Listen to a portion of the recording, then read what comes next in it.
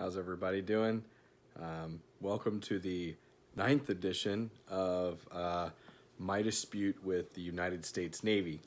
Tonight, I'm going to talk about my appeal that I put forth to the Board for Correction of Naval Records, which is the next step in appealing my decision.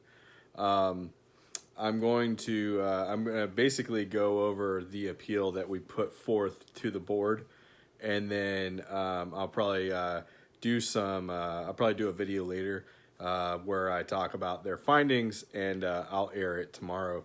I have some things I have to do tomorrow, but so tonight I'm going to talk about this appeal letter, and it's kind of long, so I'm just going to jump into it, right? So when I filed for an appeal to the PEB. After they made their egregious decision, I consulted with a few lawyers on what I needed to do.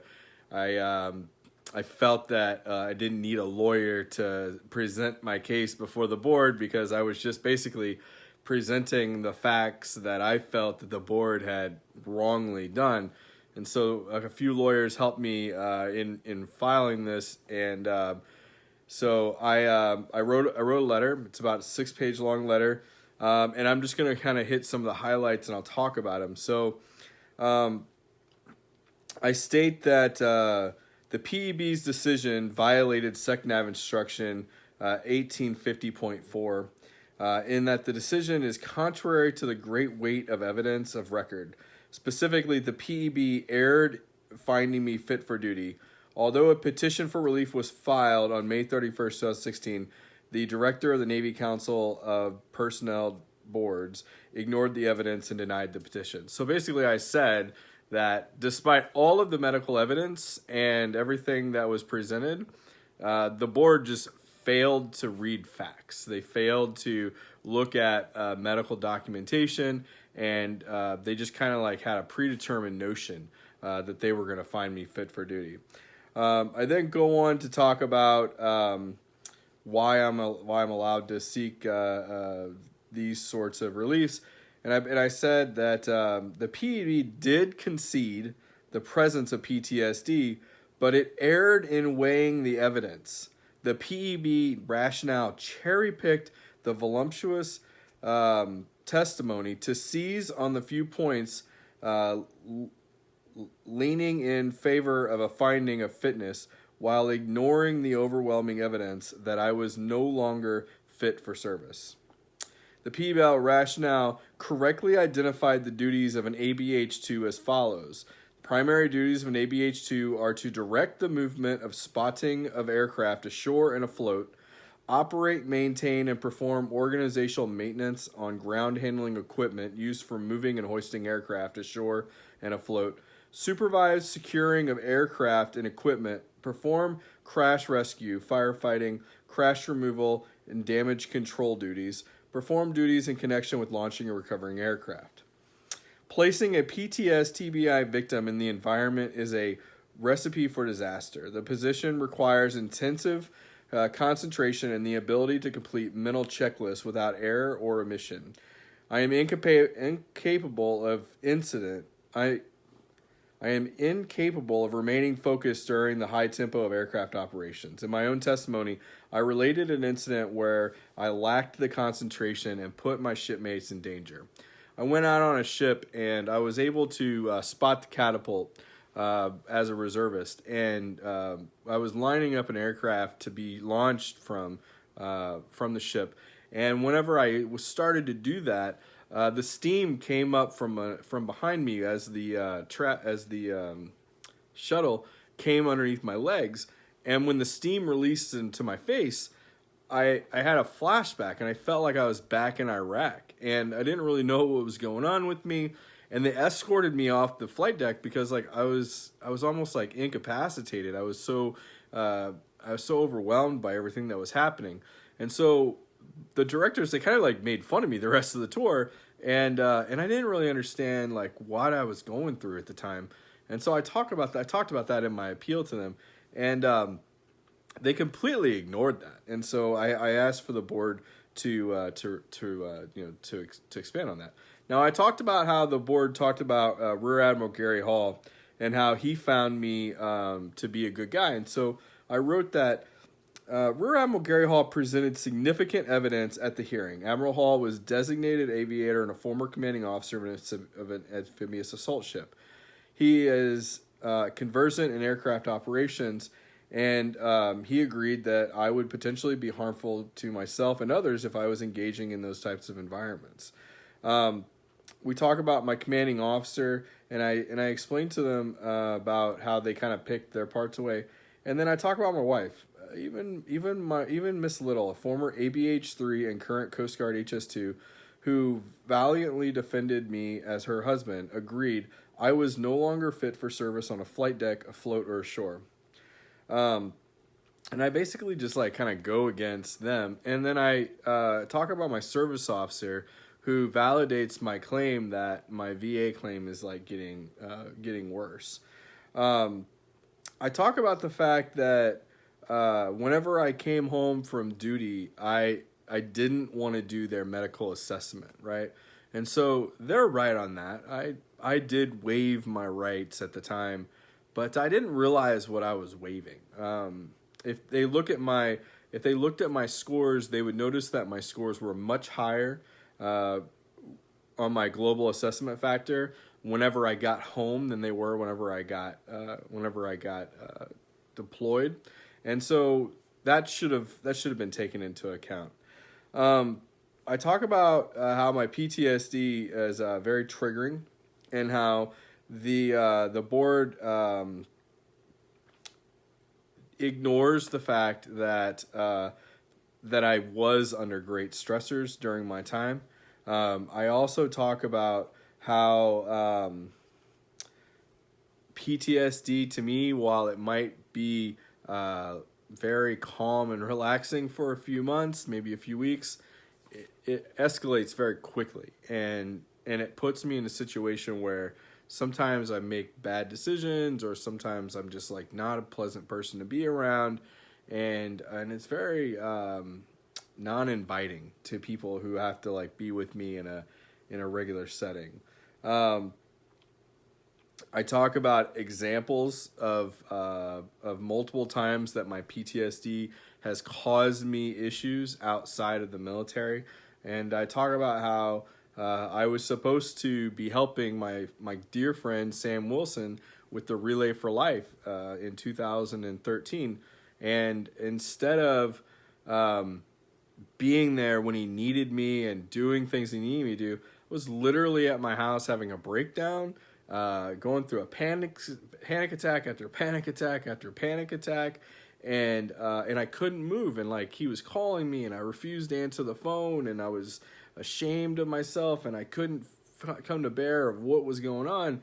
And I talk about that because Sam talked about it in the hearing. These are things that like they refused to look at while the hearing was going on, and so I talk about that. In their rationale, they talk about my annual screening and how I didn't have issues of panic attacks at the time. Well, I mean, I don't think everybody has those issues whenever they first get home. These are things that come down and you become part of. And so I kind of talked about how when I first came home, I didn't realize I had panic attacks. In fact, I didn't realize I was having panic attacks until a couple years ago, and that was 6 years into my treatment at Walter Reed.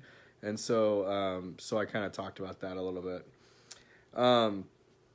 I talk about how the PB rationale infers that I was lying when I said that I guarded certain detainees during my time in Afghanistan, and in fact that there is evidence that Abu Bakr al-Baghdadi was held in Camp Bucca from 2005 to 2009, and I cite a couple of news articles where it talks about this, and where actually my Colonel King, who I talked about earlier, actually is the one who's in the TV interviews talking about al-Baghdadi being guarded by the prison force in Camp Bucca during the time that I was there. And so I'm trying to like give them reasons to not just claim that I'm a liar about my service. And I'm saying, here is, three national news sources who are doing stories on Abu Bakr al-Baghdadi, and you said that there's no way that we guarded ISIS prisoners, specifically this one, while I was in service. And here's my base colonel who wrote you a letter stating that I did guard prisoners from ISIS, and here's proof that this gentleman was in the facility whenever I was there. And so I'm just trying to get them to just realize that I am not a liar, and that there is evidence out there that supports it. It's not on Wikipedia, but there are other news sources out there that does figure it out. So then I talk about how the board really cherry picked my boss and my coworker, and so I said, while Rear Admiral Hall and Master Chief Nyblack testified to my excellent work performance, the rationale cherry picks from the testimony to extenuate the positive. Both testified that I often worked from home due to panic attacks and lack of sleep. Both testified I would sometimes miss very important events. The Blue Water Navy case was cited as an example and not the sole instance of absence. Master Chief Nyblack testified that some of the civilians at my workplace were resentful because I often did not come to the office. Rear Admiral Hall testified that he purposely made accommodations because of his familiarity with PTSD and his sympathy for the effects of the condition. This was not discussed in the rationale, and the testimony indicated that while I would often perform at the highest levels, I would unpredictably withdraw from my responsibilities due to panic attacks and anxiety. The PEB rationale further notes that I created a nonprofit entity where I worked to counsel veterans. This was necessary due to my former role as a registered lobbyist. Counseling veterans as a registered lobbyist would have created a conflict of interest with my employer. More importantly, the counseling often consisted of shared experience, which is therapeutic for the counselor as well as the counselee. In other words, the counseling was part of my treatment for PTSD. And I basically just say, I started this thing because other people are out there being screwed by the same system. And I wanted an opportunity to help them not have to be screwed by the same system that I'm being screwed by. And then I talk about my wife. I say Miss Little testified that she had seen significant changes in me since the time we had served together on a carrier flight deck. She was aware of my headaches and had administered shots for me, with medical approval to treat them. She was also aware of my occasional bad temper and panic attacks. She notes that while I watch World War II movies on TV, I cannot watch anything dealing with the Middle East conflicts. She confirmed my pro bono work for veterans was therapeutic. Although the rationale says Miss Little did not remember me waking up from nightmares, that report is not consistent with her testimony. In fact, she remembers some nightmares, but confirmed she is a deep sleeper. She attempted to curtail any negative statements about her husband due to the obvious loyalty and love she feels for me. Other witnesses, including my coworkers, confirmed that I often hid my panic attacks, nightmares, etc. from her because I did not want to worry her. Miss Little also testified that things had improved somewhat since I began the stellate ganglion block treatment, a regimen that is only available at a few locations such as Bethesda. The rationale seems to rely upon positive evidence while ignoring the negative. As in the case, there is a mixture, as in all cases, there is a mixture of both. The correct standard is whether the PEB or the the president of the board ignored the weight of the evidence, and in this case, they did.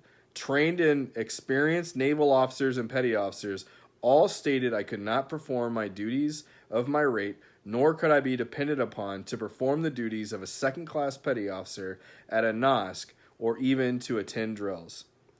The PEB completely ignored findings of the MEB limitations and prognosis session about my PTS, which stated, despite intensive multi-module therapies, his PTSD and depression prevent him from performing the requirement of his rank and service. These conditions do not meet retention standards. His prognosis is guarded. This is common in people that have PTSD. We don't want to make our loved ones experience the pain that we're going through. We want them to feel like there's nothing wrong with us. And I've done that for the last 6 years. My wedding anniversary is coming up in a few days, and I have been like this since day one of our relationship. They said that, oh man, did I press something? What happened here? So, apologize. Apparently, my phone's crazy. The findings of the Secretary of the Navy Council Review Board in his response to my petition for relief from the President of the Board are clearly wrong, wrong because he used a non-medical assessment that was provided by my commanding officer. This non-medical assessment was provided by a CO who at this point had never met me. My command was completely unaware of my struggle with PTSD, and after reviewing my service record, my CO was only aware that I was capable of being one of his top second classes, and there was no reason I shouldn't be retained in the Navy. After receiving a rave review of my service, I requested many times to meet with the CO and seek his support in changing his NMA, in which he refused to meet with me. And I talked about that earlier. When I started the process of having an LOD, I still was in denial that I had PTSD. And after being treated at Walter Reed, I accepted the fact that I no longer was capable of continued naval service. And I tried to work with my command to express this, but received no support. This further proved the lack of support I was getting from this issue from the Navy while trying to address my PTSD. Instead of cherry-picking evaluations, they should have considered the medical evaluation board that stated continued naval service would only make my mental state worse. A consistent early promote sailor does not just allow himself to go a few years without an evaluation unless he feels completely cut off from his command. I have served my country well. Now it is time for my country to recognize my service, the wounds I suffered due to my service, and to serve me. The military has been taken to task by Congress for its refusal to aid its mentally wounded warriors. Several provisions of the 2010-2017 National Defense Authorization Act have highlighted congressional concerns. This included a requirement that appropriate discharge upgrade boards consider PTSD and TBI as a cause of misconduct when there has been a diagnosis. As a sailor, as a veterans advocate, and as a human being, I deserve to be placed on the permanent disabled retired list, a PDRL assignment, in an alignment with the MEB findings that I am not likely to improve in the next 5 years, and further military would worsen my disabilities. My PTSD service wounds are as real as physical wounds that cause destructions to sailors' bodies. And I signed it. So that was my appeal to them. I basically said, you guys were wrong. You have completely ignored all the facts in the case, and it is time for you to realize that you have done wrong. And the board for Naval Corrected Records, they write me. They have a review, and so at this point, two officers have agreed that there's not... Okay, so two officers agreed that I do not meet standards to stay in the Navy, and that was the Medical Evaluation Board, a neurologist, and a psychiatrist. They have made this determination based on my disabilities. And then in the Physical Evaluation Board, the non-formal one, there was a medical officer, which I don't know what that medical officer's job was, and just a regular naval officer. And those two voted 0-2 in my favor, and they voted on the side of the Navy.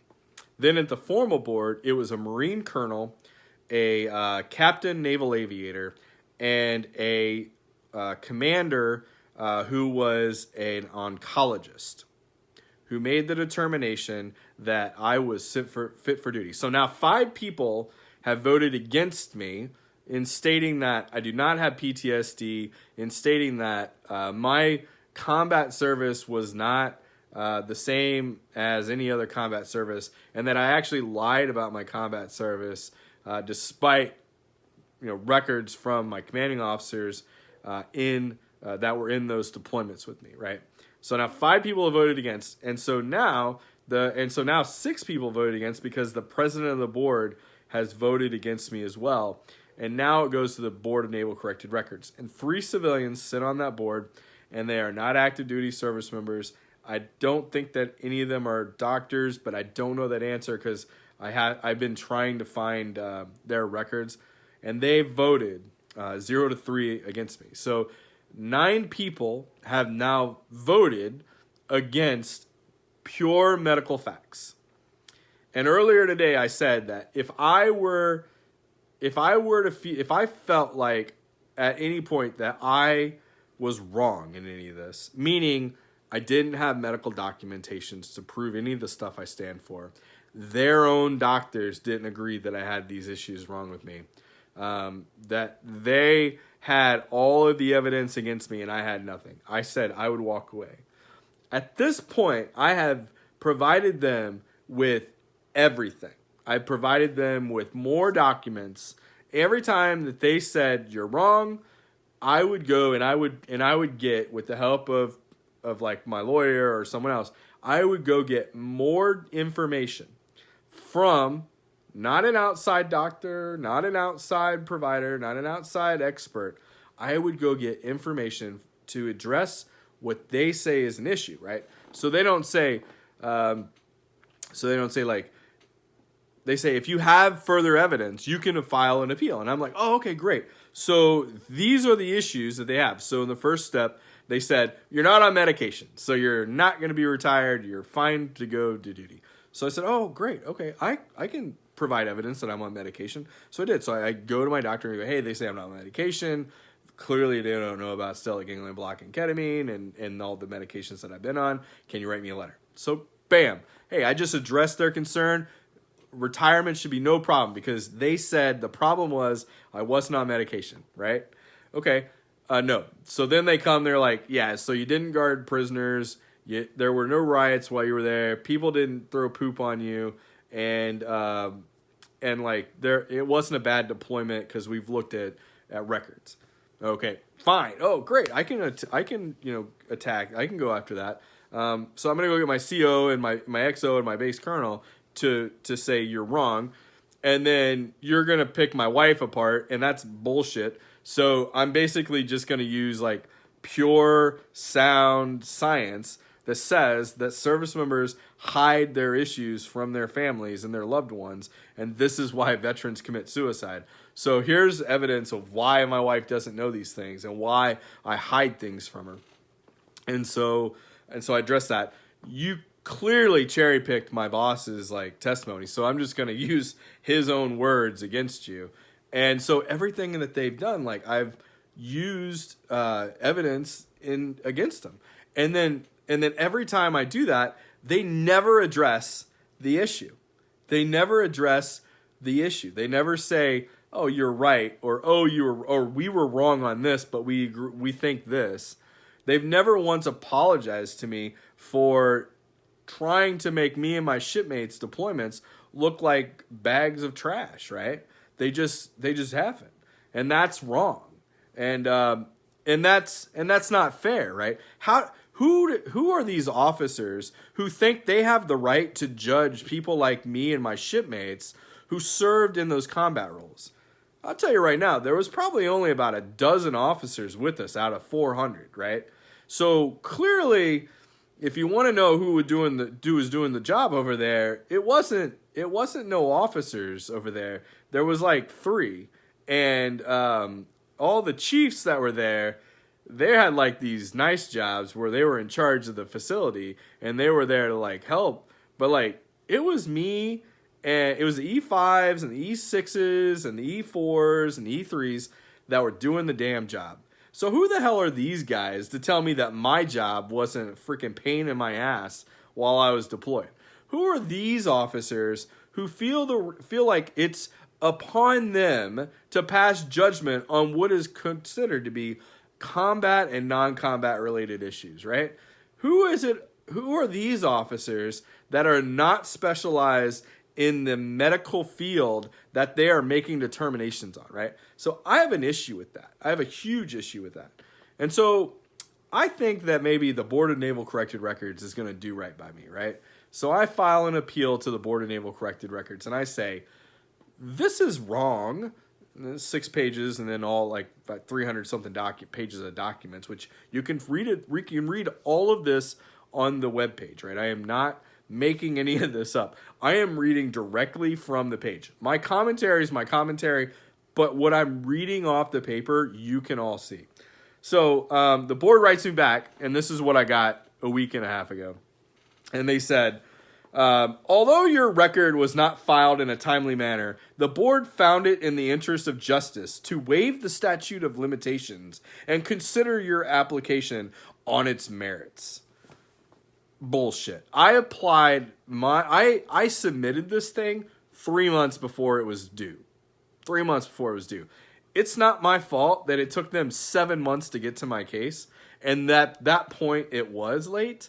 I filed this thing in a timely manner. I had a certain time frame that I had to file that. I filed it in that time frame. Trust me, I was freaking out because I didn't think I was going to be able to file it on time, but I definitely did.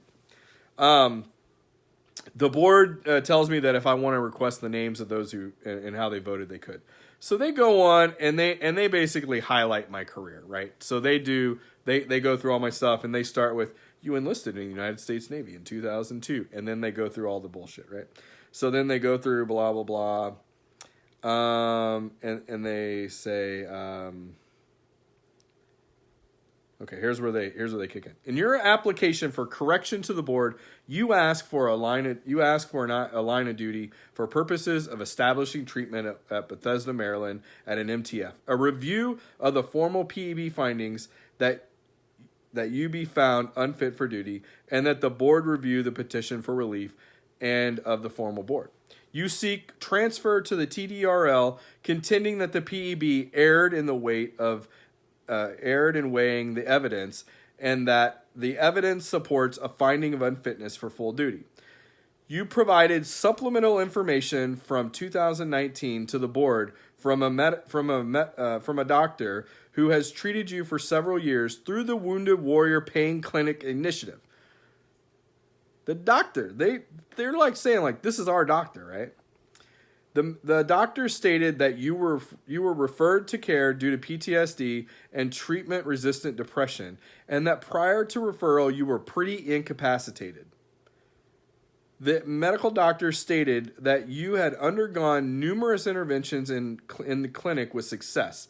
Additionally, Veteran Affairs gave you a combined disability rating of 80% in March 2013 and upgraded you to 100% in May 2019. You assert that the PEB's findings that you were fit for duty is wrong, and that the PEB determination violated SECNAV instruction 1850.4, in that the decision was contrary to the great weight of the evidence on record. You assert that the Corb and the PEB ignored the threshold requirement that all reasonable doubt must be resolved in favor of the service member. The board carefully reviewed your application, the evidence you provided in support of your contentions, and the information reflected in your service record. The board considered that you receive an informal PEB, a formal PEB, and that the Corb considered your petition for relief in regard to the finding of the PEB. The board noted your official personal statements, the memorandum of 6 January 2016 from Walter Reed, and then they kind of just talk about my stuff that I do here. The board concluded that you have a diagnosis of PTSD, but that your condition does not preclude you from reasonable performance of duties. The board found that the formal PEB's decision was supported by an analysis of examination of your medical diagnosis and by your particular circumstances. So I don't know what medical evaluation they're talking about, because every medical document that's in this case completely says that I have debilitating post-traumatic stress disorder that is not in retaining standards of the United States Navy. I've not read a single medical document in this case that states that I should be returned to the military. Not one piece of paper that has been submitted by both my doctors that they sent me to and their board that they sent me to says any of the shit that they said in this letter, okay? Furthermore, this decision was examined by the board upon your application for relief and respect to the PE's decision. The board determined that the PB's decision and the review process were executed without error or injustice. Even taking into consideration your request to be found unfit. Oh, hold on, before I get to that. So they basically said that the PB's rationale makes sense. How? Because it doesn't even address my medical situation. It says that I hid shit from my wife.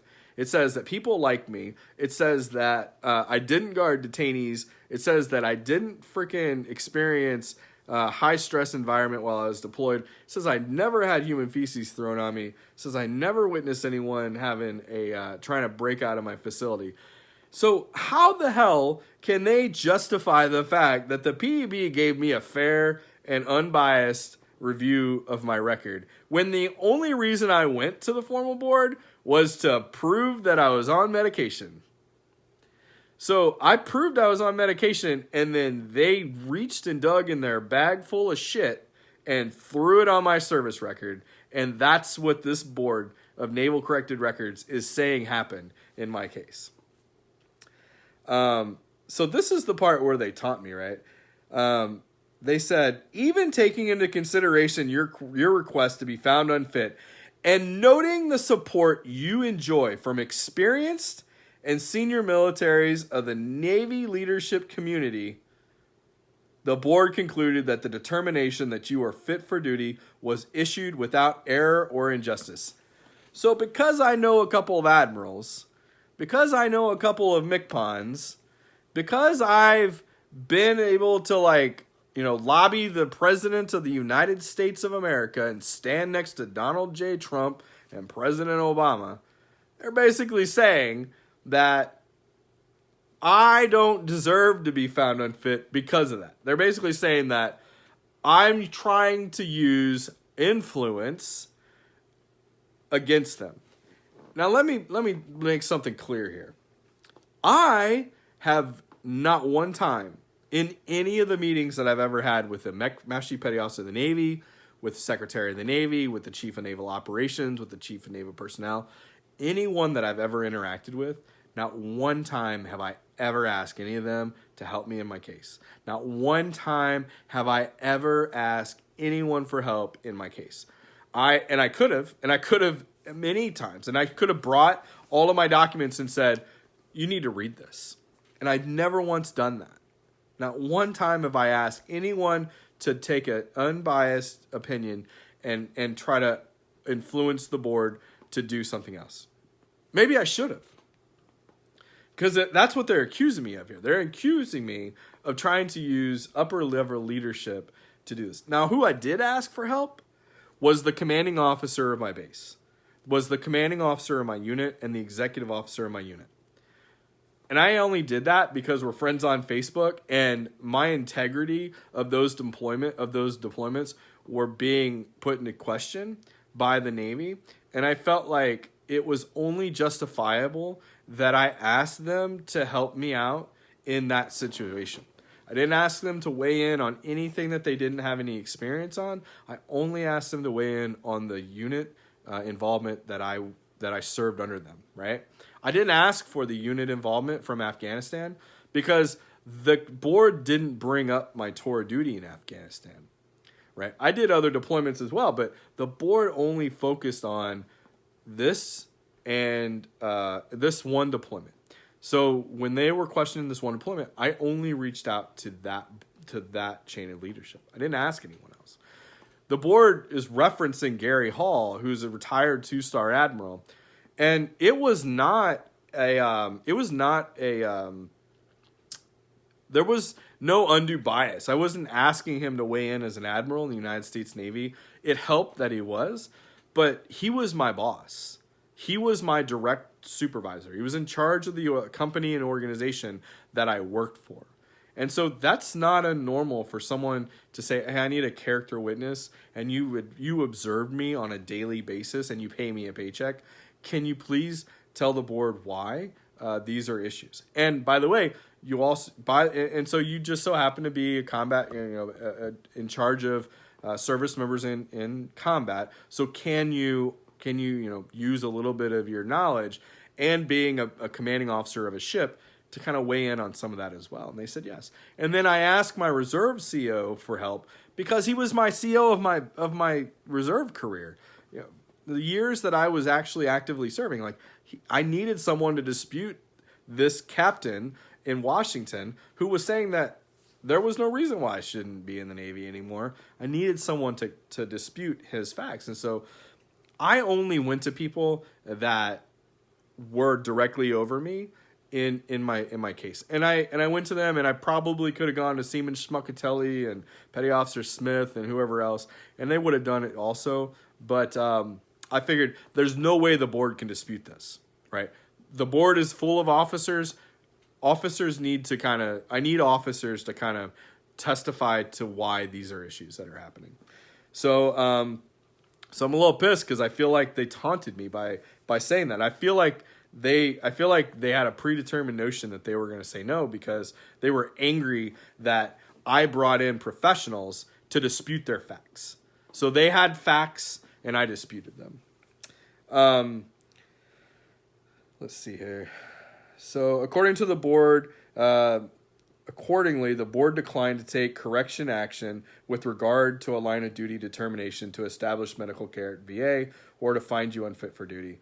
It is regretted that the circumstances of your case are such that favorable action cannot be taken. You are entitled to have a board reconsider its decision upon submission of new matters, which will require me to submit something within a 2-year time frame, blah, blah, blah, blah, blah.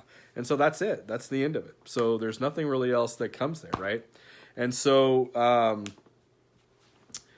basically now it's just a matter of taking them to the federal court or getting the Secretary of the Navy to weigh in on my case and do something about it. So I've done everything that I can to this point, and now my only options is to take them to task. Let me answer a question that looks like it just came up. So if you're connected 100% with the VA, you are not eligible for any service to include state, military, or law enforcement. Yeah, Larry, so I think I know what you're saying there, and you're right. So I am 100% disabled at the VA, and so as a reservist, I'm still on contract with the VA, with the Navy, and so I just want out of my contract. If they're gonna prevent me from ever retiring, then why am I still in uniform? And I'm not. I mean, I'm in the IRR, so I don't have to put on a uniform. I don't have to drill. I don't have to muster. But if we ever went to war with Iran, they would probably ask me to come before they did a draft in our nation, right? That's what the IRR is. So I'm like one step above a draft. But I'm not able to complete a retirement at this point. So they have completely screwed me out of my career. So there's only 2 things that I can do now, 3 things that I can do now. I can sue them in federal court, in the Federal Court of Appeals, for monies owed for denying me a military medical retirement and preventing me from being allowed to serve the rest of my my tours of duty. I can also appeal to the U.S. District Court of District of Columbia, and I can challenge that ruling from the Board of Naval Corrected Records. That was clearly predetermined before they even took my case up. Or I can use power of influence and continue to get my message out and hope that someone of influence will read it and look at it and say, holy shit, this isn't right, and do something about it. So a lot of questions that I get from people are, why is this happening? And it doesn't make sense. Well, the reasons it's happening is because this is military retirement comes out of operational funding. So if they give me a medical retirement, then they just lost money for ships and bullets and trucks and whatever else, right? Well, you know what? That's not my problem. That's not my problem. That's their problem. That's the Congress's problem. I served my country honorably. I went into combat for them directly twice. I guarded some of the worst, horrible terrorists in the world, and I struggle with these issues on a daily basis. And I am entitled to at least an honorable separation from the military. Even if they don't want to give me a medical retirement or they don't want to give me anything, they at least owe me an honorable discharge from the United States military. And that's not something I'm going to get. So I do have 3 honorable DD-214s that are RE1 or R4 or something like that. So I have the best DD-214 separation you can get 3 times. But now from 2010 until 2021, the question is going to be questioned to me is, well, how come you were so close to 20 and you didn't finish it? And I'm gonna have to explain to people, well, because for 7 years I was on medical hold, and then they put me in the IRR, and I had no possibility of advancement, no possibility of retiring, and I'm gonna have to explain that to them, and that's an embarrassment on me. As you've heard from their testimony, I was a great sailor. I still consider myself a great sailor. The fact that I don't want to continue serving in the uniform because I know I'm a disgrace to the uniform when I put it on, because I am 70 pounds overweight.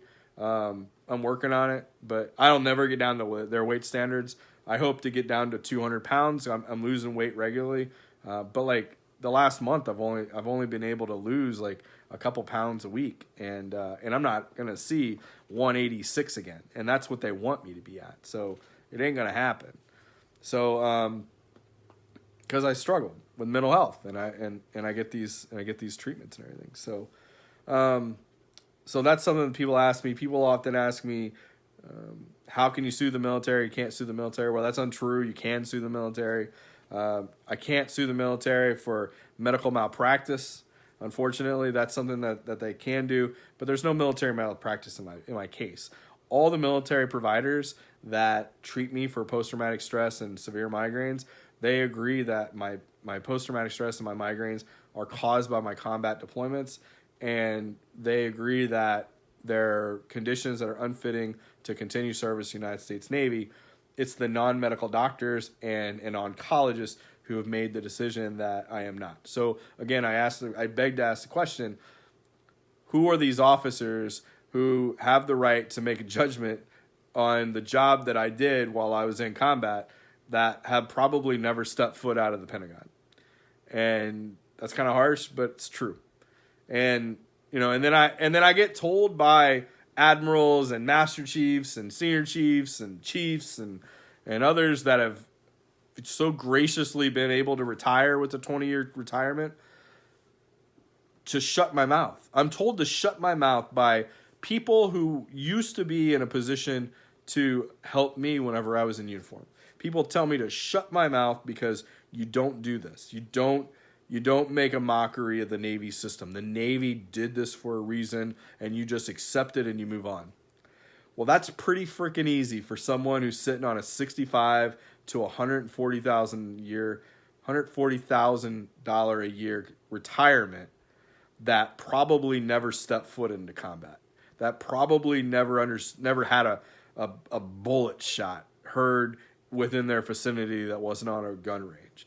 That's pretty easy for someone who goes and makes $400,000 a year at a corporation after they leave the Navy to tell me to shut up and not fight for my $250 a month retirement and my medical benefits.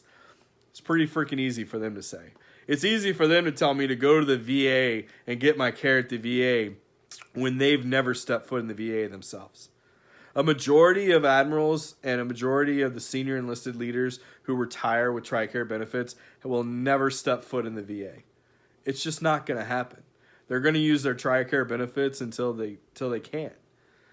They're going to go to the VA and they're going to go get their disability check. That'll be the only time they walk in there. But for someone to tell me to go get my care at the VA whenever they don't even get their own care at the VA, that's hypocritical. And that's bullshit. Especially if they've done nothing in their career but sit on a ship and do whatever. And ship deployments are long, and they're gruesome, and they're taxing, and they're rough, and I get it. And I wish that was the career I had. I wish I would give it up in a heart. I would give up my deployments in combat in a heartbeat to go turn birds on a fucking flight deck of a carrier, or to screw around with the helicopters on an amphib. I'd give anything in the world to do that again. I think about it every day.